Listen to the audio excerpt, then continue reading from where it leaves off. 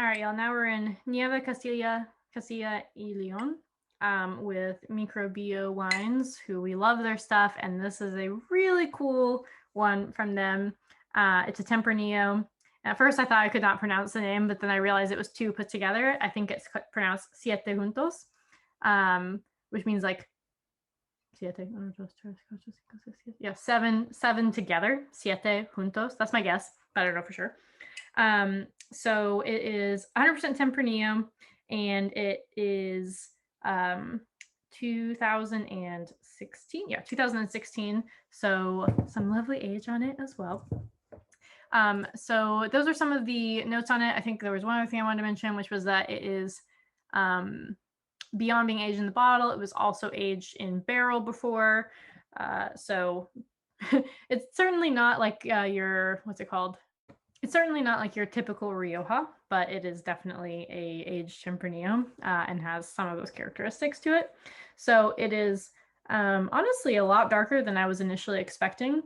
And then on the nose, it's also deeper than I was expecting. So it's got more of like the black cherries, it's got like currants, and then it has, you know, like with this aging, I'm pretty sure it's all in neutral oak. I don't have that info in front of me, but I'm pretty sure that's the case. But that doesn't mean that it doesn't have like, you know, like vanilla and some of those baking spices on it, which are really nice. It's just not like, it's not overtaking you like a like a traditional Rioja, or like especially like a Crianza might. So on the palate,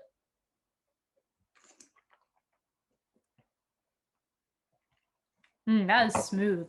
So it's very velvety, and I don't feel like we get a ton of super velvety natural wines because we don't have a lot that are in oak barrels. And again, like I'm pretty sure this is neutral oak, but I think just with the amount of time that's in there, that it's creating that aspect to it. So it's certainly has that vanilla still. I would say the currants are taking more of a backseat. The cherries are still there. Let me try again. And yeah, just like generally like baking spices is like super juicy with this great acidity.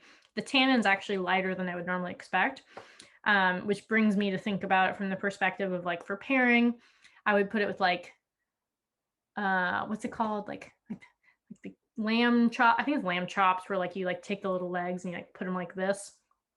Perfect for this. Or maybe that's veal. I don't know. One of those would be great for this. You could put it like, I wouldn't really, again, with this one, I wouldn't put it too much with like carbs. You could maybe put it with like, no, I would not put it with pasta. Carbs, go potato if you're going to go carb with this. Like go like baked potato, or maybe something with like a rice dish in it. Risotto, like a really hefty risotto could maybe work, like a mushroom risotto.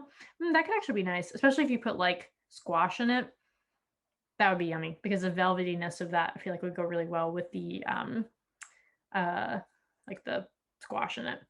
So those are some pretty good examples. If I were to personally go have it, or when I have it, because I've only Corvoned it, I am gonna ask Nick to make the the fancy lamb thing that I don't know the name, but he's gonna know what I'm talking about when I do this. So that's what I would do if I were y'all. Enjoy.